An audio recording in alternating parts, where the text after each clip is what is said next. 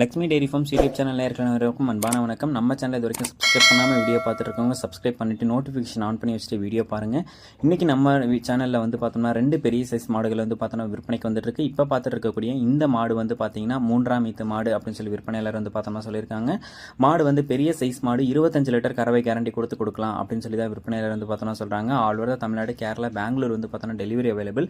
இரண்டாவது ஒரு மாடு வந்து பார்த்தோம்னா விற்பனைக்கு வந்திருக்கு. அதுவும் வந்து அதிக கறவை திறன் கொடுக்கக்கூடிய மாடு தான். மாடு வந்து தலையீத்திலேயே 15 லிட்டர் கொடுத்ததாகவும், இரண்டாம் ஈத்துக்கு வந்து பார்த்தோன்னா ஒரு 17 லிட்டர் கறவை வரைக்கும் தாராளமாக எதிர்பார்க்கலாம் அப்படின்னு சொல்லி தான் விற்பனையாளர் வந்து சொல்கிறாங்க.